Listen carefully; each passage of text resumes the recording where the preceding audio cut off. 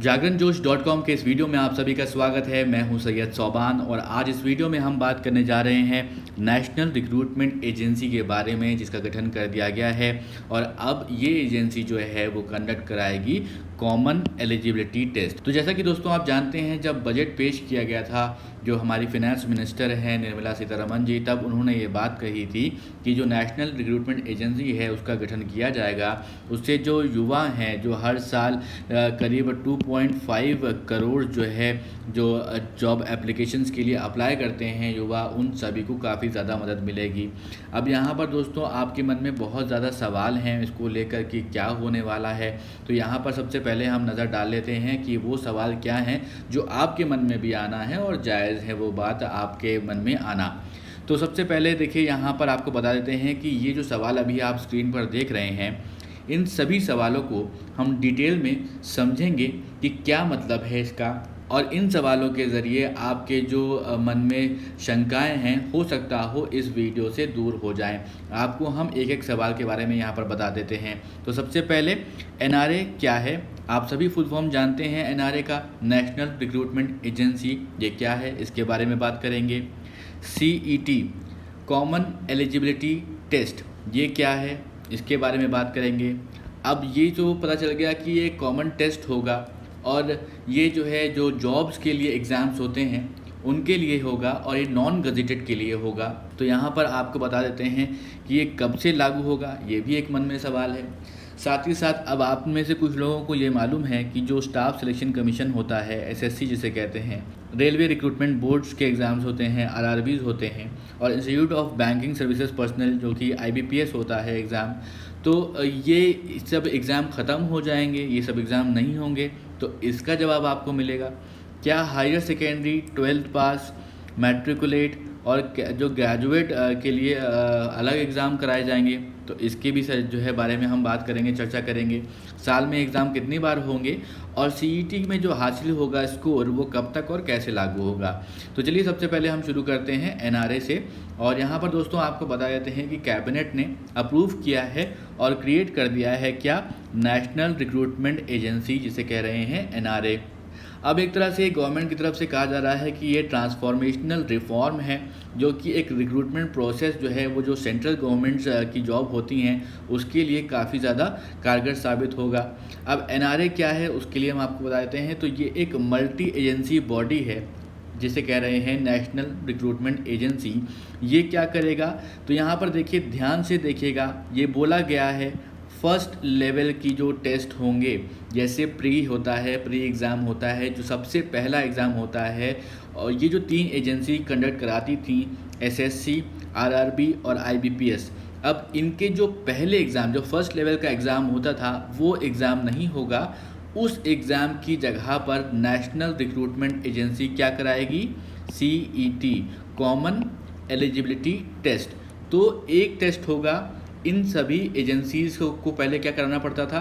अलग अलग टेस्ट कराना पड़ता था। अब ये अलग अलग टेस्ट नहीं कराएंगी, लेकिन यहाँ पर यह बात भी समझना ज़रूरी है कि इसके बाद जो फर्स्ट लेवल के टेस्ट के बाद के एग्ज़ाम्स होते थे वो वैसे ही होंगे, वो सारी की सारी एजेंसीज़ वैसे ही कराएंगी। तो यहाँ पर आपको ये ध्यान में रखना है कि प्री लेवल का, जो पहले लेवल का जो एग्ज़ाम होता है, फर्स्ट लेवल का जो टेस्ट होता है, जो एसएससी, आरआरबी और आईबीपीएस कराते थे, वो अब नेशनल रिक्रूटमेंट एजेंसी कराएगी। और ये भी बात आ रही है कि अब कब से कराएगी।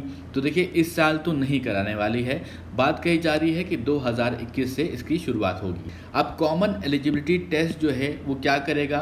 फर्स्ट लेवल के जो एग्ज़ाम होते थे, कैंडिडेट्स को उसमें स्क्रीन करेगा, वो भले ही एसएससी हो, आरआरबी हो और आईबीपीएस हो। तो जो एक लंबा प्रोसेस होता था, अलग अलग जो एजेंसीज़ होती थी, करीब अभी 20 से ज़्यादा एजेंसीज़ हैं, लेकिन अभी पहले फ़ेज़ में 3 एजेंसीज़ जो हैं, ये सेंट्रल गवर्नमेंट जॉब्स के लिए एसएससी, आरआरबी और आईबीपीएस को इसमें शामिल किया गया है। अब इनके जो प्री एग्ज़ाम होंगे वो नेशनल रिक्रूटमेंट एजेंसी ही कंडक्ट कराएगी। तो यहाँ पर दोस्तों उसके बाद आगे बढ़ते हैं तो आपको बताते हैं सीईटी जो है, कॉमन एलिजिबिलिटी टेस्ट, कैसे होगा। तो ये पेन और पेपर मोड से नहीं होगा, ये होगा कंप्यूटर बेस्ड टेस्ट। तो ये सीबीटी के थ्रू होगा। तो जो कॉमन एलिजिबिलिटी टेस्ट है वो कंप्यूटर बेस्ड होगा, ऑनलाइन होगा, आपके डिफरेंट सेंटर्स पे होगा। और ग्रेजुएशन के लिए हायर सेकेंडरी जो 12th पास होते हैं और मैट्रिकुलेट जो 10th पास होते हैं, इन सब के लिए अलग अलग तरीके से होगा। यहाँ पर देखिए दोस्तों, हर एक डिस्ट्रिक्ट में जो एक सेंटर खोलने की बात कही गई है, इसमें पहले फेज़ में करीब 1000 सेंटर्स ऐड करने की बात कही गई है। अब इससे होगा क्या, जो गांव के जो यूथ हैं, गांव के जो नौजवान हैं, नौकरी के लिए अप्लाई करते हैं, उनको अप्लाई करते थे तो दूसरे सेंटर के लिए बहुत दूर जाना पड़ता था, जिसमें कि उनका ट्रैवल कॉस्ट आता था, जहाँ पे उनको रहना पड़ता था, वहाँ पे रहने का खर्चा आता था और बहुत तरह के खर्चे आते थे खाने पीने का। तो अब उससे होगा क्या, अगर हर एक डिस्ट्रिक्ट में एक सेंटर होगा तो ये एक सुविधा हो जाएगी गाँव के लोगों के लिए कि वो आराम से जाकर एग्ज़ाम दे सकते हैं सेंट्रल गवर्नमेंट के लिए। साथ ही साथ महिलाओं के लिए जो है ये भी सुविधा होगी कि कई बार देखा गया है कि उनके परिवार वालों से के साथ उनको जाना पड़ता है, उनको एक जगह से दूसरी जगह जाने में और रुकने में बहुत सारी असुविधाएं होती थी, तो यहाँ पर उनको भी ध्यान में रखा गया है। तो ये खास करके जो एक्सेस है वो दिया जाएगा गांव के यूथ को और वुमेन को।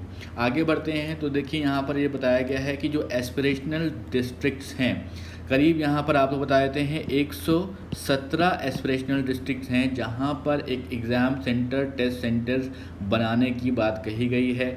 वहाँ पर जो लोग हैं वो आसानी से सुविधा के हिसाब से अपने एग्ज़ाम दे पाएंगे। यूनिफॉर्म ट्रांसफॉर्मेटिव रिक्रूटमेंट प्रोसेस होगा। ये फर्स्ट स्टेज की स्क्रीनिंग होगा जो कि एलिजिबल कैंडिडेट्स के लिए जो है सुविधा दी जाएगी। ये एक बहुत लंबी रिक्रूटमेंट जो साइकिल होती थी, जो खर्चे होते थे, हर एक एजेंसी अलग एग्ज़ाम कराती थी, उस खर्चे को बचाया जा सकेगा। साथ ही साथ एनआरए जो है, नेशनल रिक्रूटमेंट एजेंसी जो है, वो मॉक टेस्ट जो होते हैं वो रूरल यूथ के लिए कराएगी। जैसे क्या होता है, आप जब किसी एग्ज़ाम को देने जाते हैं तो उससे पहले आपको प्रैक्टिस करनी होती है, जिसके लिए जो जिनके पास पैसा होता है, सुविधा होती है, तो वो लोग तो मॉक टेस्ट के लिए किसी भी कोचिंग इंस्टीट्यूट में जाकर अप्लाई कर देते हैं और वहाँ से प्रैक्टिस कर सकते हैं। लेकिन अब जो गाँव के जो यूथ है वो नेशनल रिक्रूटमेंट एजेंसी के द्वारा वहाँ पर एक मॉक टेस्ट कंडक्ट कराए जाएंगे और वहाँ पर उनको सुविधा दी जाएगी कि वो इसमें पार्टिसिपेट कर सकते हैं और अपनी प्रैक्टिस कर सकते हैं। एनआरए के ज़रिए क्या होगा, मॉक टेस्ट होंगे, 24/7 हेल्पलाइन होगी जो यहाँ के लोगों को हेल्प करेगी, जो युवा हैं उनको हेल्प करेगी। तो देखिए दोस्तों, अब इससे फ़ायदे क्या होने वाले हैं तो यहाँ पर एक फटाफट से हम देख लेते हैं। तो देखिए, कैंडिडेट्स जो है उनको अलग अलग फ़ीस पे करनी पड़ती थी। अब एसएससी की बात कर लेते हैं, आरआरबी की बात कर लेते हैं, या फिर किसी और आईबीपीएस की बात कर लेते हैं। यहाँ पर तो हर एक एग्ज़ाम के लिए आपको अलग अलग फ़ीस देनी पड़ती थी। तो वो जो फ़ीस है वो अब आपको अलग अलग नहीं देनी होगी। एक एग्ज़ाम होगा, आप एक बार फ़ीस दीजिए, उसके बाद वही स्कोर आपके काम आएगा। कैंडिडेट्स को जो ट्रैवल करना पड़ता था, लंबे लंबे रास्ते होते थे, एक रात 2 दिन पहले कहीं से निकलना पड़ रहा है किसी को, तो वो सब जो असुविधा होगी उसकी जो है अब उस असुविधा को हटाने के लिए इसका शुरुआत किया गया है। और अब जो है हर डिस्ट्रिक्ट में एक कोशिश की जा रही है कि कम से कम एक सेंटर तो ज़रूर हो। और यहाँ पर जो सरकार की तरफ से आंकड़े हैं उसमें कहा गया है करीब 2.5 करोड़ टू 3 करोड़ कैंडिडेट्स जो है वो हर साल एग्ज़ाम में अपेयर होते हैं। 1 लाख से ज़्यादा जो सेंट्रल गवर्नमेंट्स की जॉब्स होती हैं उसके लिए अप्लाई करते हैं। लेकिन अब एक एग्ज़ाम होगा और उसके ज़रिए ही अप्लाई कर सकेंगे 2.5 करोड़ से 3 करोड़ कैंडिडेट्स। उसके बाद यहाँ पर नेशनल रिक्रूटमेंट एजेंसी के बारे में हमने आपको बताया कि ये तो आपको बता ही दिया कि सीईटी जो कॉमन एलिजिबिलिटी टेस्ट होगा एनआरए कराएगा। अब यहाँ पर देखिए, यहाँ पर क्या होगा, सीईटी जो है वो क्या करेगा, स्क्रीन करेगा, शॉर्टलिस्ट करेगा कैंडिडेट्स को for the group B and C non technical, जो नॉन गजेटेड पोस्ट हैं। गजेटेड पोस्ट के लिए नहीं है, ये नॉन गजेटेड पोस्ट के लिए है, ग्रुप बी और group C non technical post के लिए। ये उसी के लिए प्री एग्ज़ाम कंडक्ट कराएगा। NRA will have representative of ministry of railway, RRB की बात हो गई, ministry of finance, department of financial services, SSC and RRB IBPS. तो ये जो है एनआरए रिप्रेजेंट करेगा इन सभी मिनिस्ट्रीज़ को। यहाँ पर आपने देख लिया, ये गवर्नमेंट की तरफ से बताया गया है। साथ ही साथ दोस्तों, अब यहाँ पर आपको ये बता देता हूँ, इस वीडियो में हम बात लगातार कर रहे हैं जैसे जैसे हम बात करते जा रहे हैं, आपसे ये कोशिश जो है रहेगी, आपसे रिक्वेस्ट रहेगी कि आप इस वीडियो को अपने दोस्तों के साथ भी ज़रूर शेयर करिएगा, क्योंकि उनके मन में भी बहुत सवाल होंगे। हो सकता हो ये वीडियो आप देख पा रहे हो लेकिन किसी तक ये वीडियो नहीं पहुंच पा रहा हो, तो आपकी ज़िम्मेदारी है कि आप अपने दोस्तों को इस वीडियो को ज़रूर पहुंचाएं, जिससे कि वो भी समझ सकें कि ये पूरा नेशनल रिक्रूटमेंट एजेंसी है क्या। घबराने की ज़रूरत नहीं है, बहुत सारे जो है पॉजिटिव पॉइंट्स भी हैं, बहुत सारे नेगेटिव पॉइंट्स भी हैं, लेकिन ये जब अभी तो ऑन पेपर है, जब ये लागू हो जाएगी और जब इसमें एग्ज़ाम होना शुरू होगा तब समझ में आएगा कि क्या इसमें पॉजिटिव ज़्यादा हैं, क्या नेगेटिव हैं, तो उसके हिसाब से यहाँ पर हम आगे समझ सकेंगे। तो अब देखिए यहाँ पर आगे बढ़ते हैं और आपको बताते हैं कि जो हमने पहले भी बात करी, एक्सेस होगा एग्जामिनेशन सेंटर्स के लिए। हर डिस्ट्रिक्ट में एक एग्ज़ाम सेंटर की बात हो रही है। 117 एस्पिरेशनल डिस्ट्रिक्ट में जो है वहाँ पर फोकस किया जाएगा और वहाँ पर एक एक सेंटर बनाया जाएगा। अब यहाँ पर क्या होगा, इससे कॉस्ट बचेगी, आपका एफर्ट बचेगा, सेफ्टी बचेगी और बहुत सारी चीज़ें हैं यहाँ पर, उससे ज़्यादा फ़ायदे होने वाले हैं।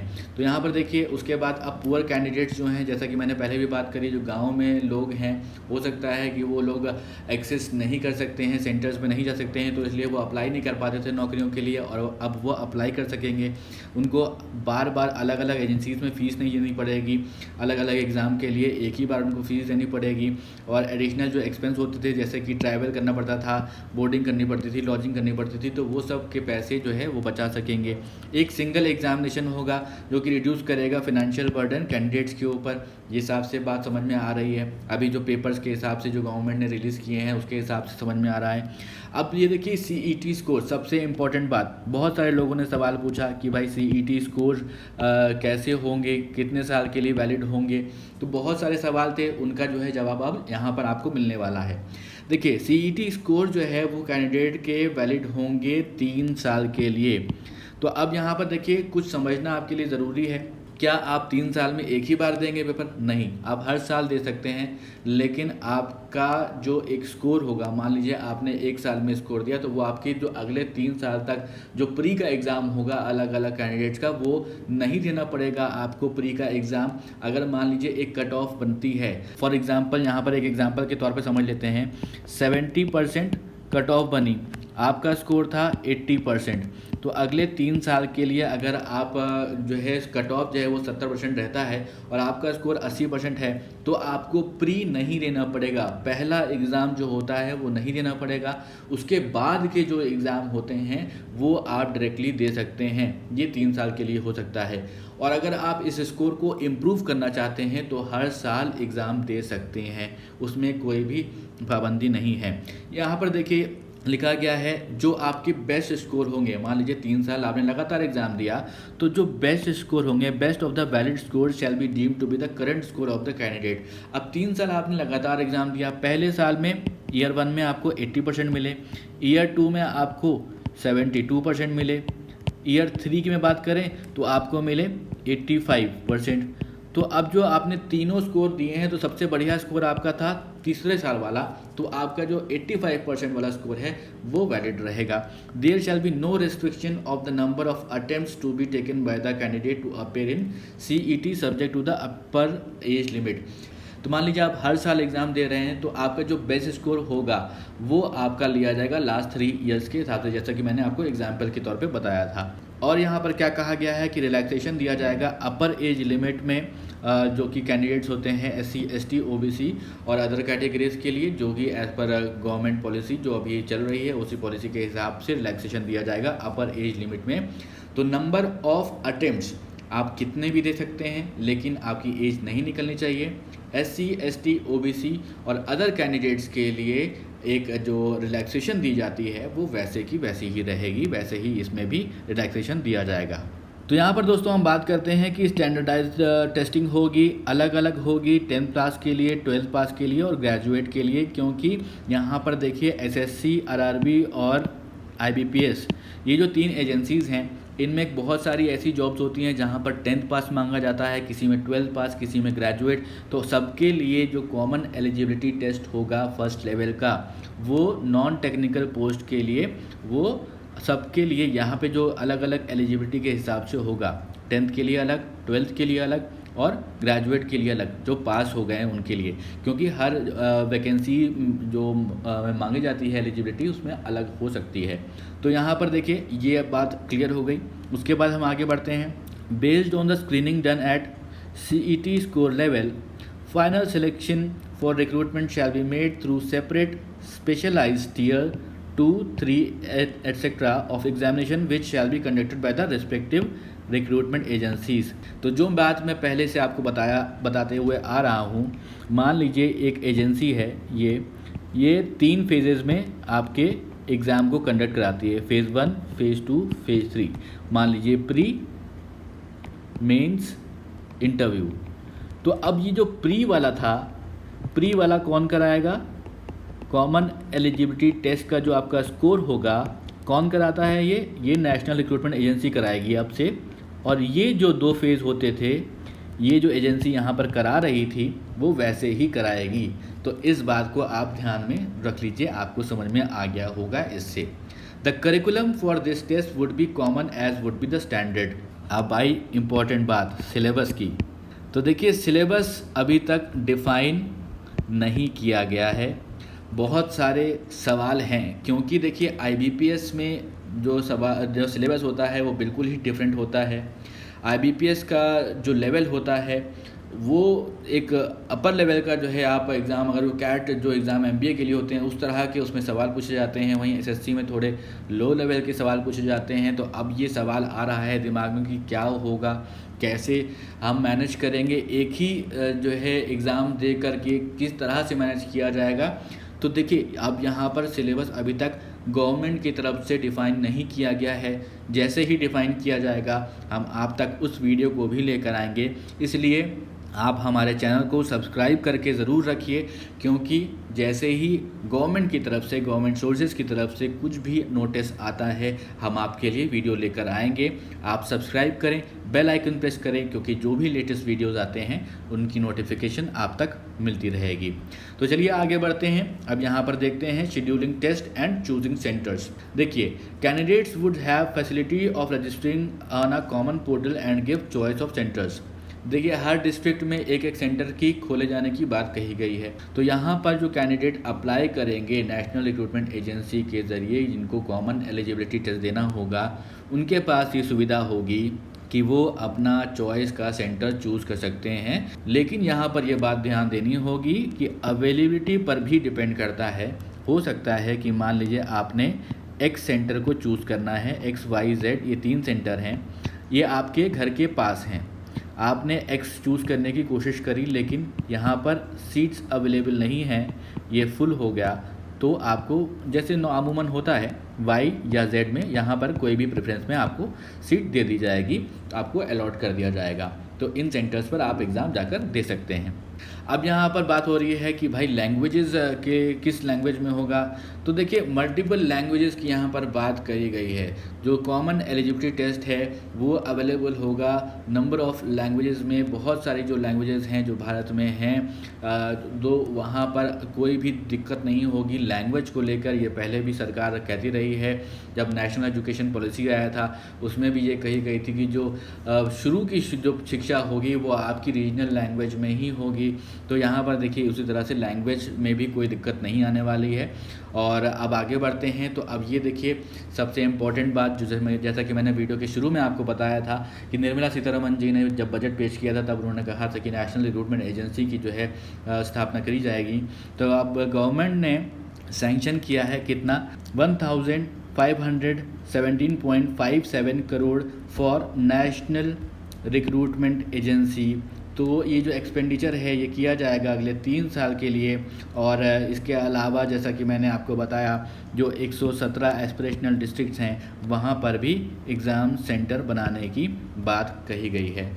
तो देखिए दोस्तों, जो आपके मन में सवाल थे उनके सवालों के जवाब देने की बहुत हद तक हमने कोशिश करी है। और आशा करते हैं कि कई सारे आपके मन में जो सवाल होंगे वो अगर अभी हैं तो आप कमेंट बॉक्स में लिखकर बताइएगा हमें। हम कोशिश करेंगे कि उन सवालों को भी जो है उनके जवाब देने देने की कोशिश करें। और ये जो सारी बातें मैंने बताई हैं आपको अपने पास से कुछ नहीं बताया है, गवर्नमेंट सोर्सेस के थ्रू जो बताई गई हैं बातें, वो सारी बातें को इंक्लूड किया गया है, सरकारी बातों को इंक्लूड यहाँ पर किया गया है। सरकार ने जो जवाब दिए हैं उन्हीं जवाबों को हमने आप तक पहुँचाने की कोशिश करी है। तो देखिए, एक तरह से जो अभी पेपर पे दिख रही है ये नेशनल रिक्रूटमेंट एजेंसी, तो अभी तो बहुत अच्छा लग रहा है, लेकिन बहुत सारे ये भी मन में सवाल होंगे कि कैसे होगा एग्ज़ाम, क्या होगा सिलेबस, क्योंकि कहीं पर बहुत डिफ़िकल्ट होते थे, कहीं पर बहुत इजी होते थे, तो किस तरह से सिलेबस को डिज़ाइन किया जाएगा, इस तरह के बहुत सारे सवाल हैं। ये भी आपको बता दें कि साल में इसको 2 बार कंडक्ट कराया जाएगा। कॉमन एलिजिबिलिटी टेस्ट होगा, वो साल में 2 बार होगा। 2.5 करोड़ से 3 करोड़ जो कैंडिडेट्स थे, जो करीब 1 लाख से ज़्यादा नौकरियों के लिए अप्लाई करते थे, उनके लिए सुविधा होगी कि वो अब ईज़िली एक्सेस कर पाएंगे, क्योंकि कोशिश है कि भारत में हर एक डिस्ट्रिक्ट में एक सेंटर ज़रूर बनाया जाए। तो इसको आपको ध्यान में रखना है। अब नेशनल रिक्रूटमेंट एजेंसी के बारे में और भी जो भी जानकारी आती है, सिलेबस से जुड़ी हुई जानकारी आती है, वो सब हम आप तक पहुंचाने की कोशिश करेंगे। इसीलिए आप इस वीडियो को ज़रूर अपने दोस्तों तक ज़रूर शेयर करें और साथ ही साथ सब्सक्राइब करें जागरणजोश.com का ये यूट्यूब चैनल। बहुत बहुत शुक्रिया समय देने के लिए।